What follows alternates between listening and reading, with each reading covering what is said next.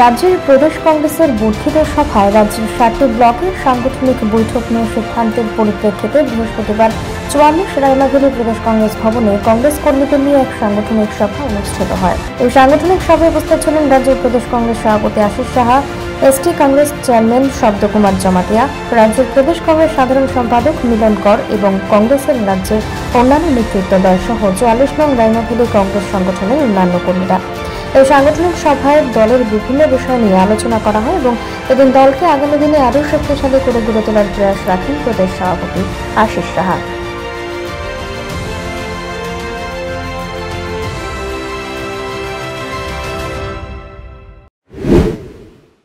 আজকে প্রদেশ কংগ্রেসের বর্ধিত সভার সিদ্ধান্তক্রমে 7টি ব্লকে যে ব্লক সাংগঠনিক সভা অনুষ্ঠিত হওয়ার আমাদের এই সিদ্ধান্তের পরিপ্রেক্ষিতে রায়মাভেলী ব্লক কংগ্রেসের উদ্যোগে রায়মাভেলী কংগ্রেস ভবনে আমাদের সাংগঠনিক সভা।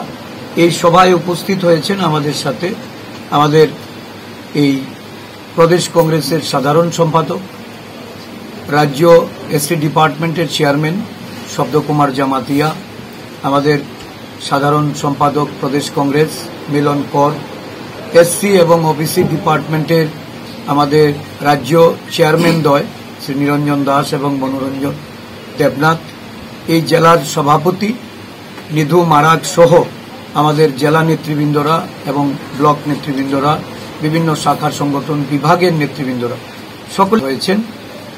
আমরা সারা রাজ্য জুড়ে সাংগঠনিক প্রস্তুতি নিয়ে এই রাজ্যে 6 বছর একটা সরকার ক্ষমতাসীন। গত কিছুদিন আগে 19 এপ্রিল 26 এপ্রিল 2টি লোকসভা নির্বাচন অনুষ্ঠিত হল।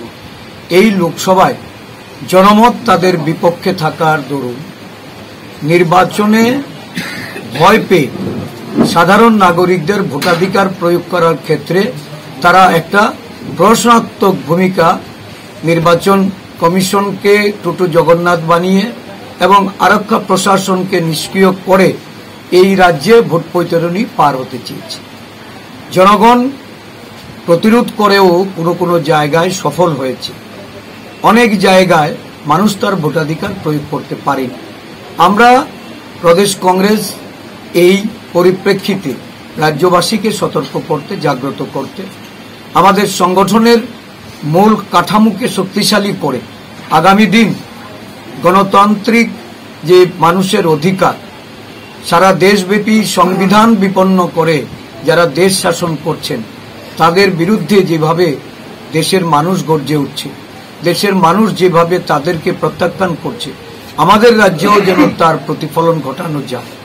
আমাদের রাজ্যেও যেন বর্তমান সরকারে যারা সুশাসনের নামে দুঃশাসন নামিয়ে এই দেশের এবং এই রাজ্যের মানুষের প্রতি বঞ্চনা, অত্যাচার, উৎপীড়ন, নিপীড়ন যারা চালিয়ে যাচ্ছে তাদেরকে প্রতিরোধ করার জন্য একটা শক্তিশালী সংগঠন আমরা গড়ে তুলতে চাইছি।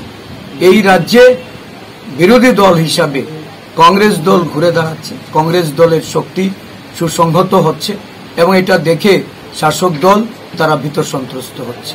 আমরা জানি এই পরিস্থিতিতে তারা আঘাত আনবে, তারা আমাদের দলের নেতা কর্মীদের, আজকেও আমি উদয়পুরে আমাদের এক যুব নেতার বাড়িতে আক্রমণ হয়েছে, সাইকেল স্কুটার ভেঙে দিয়েছে, একজন তাকে গাড়িতে আক্রমণ করে তার উপর আঘাত করেছে, 7টা সেলাই তার লেগেছে।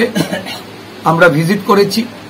আগামী দিনগুলিতে ব্যাপক প্রতিরোধ করে তোলার লক্ষ্যে সংগঠনকে আমরা শক্তিশালী করে গড়ে তুলতে চাইছি।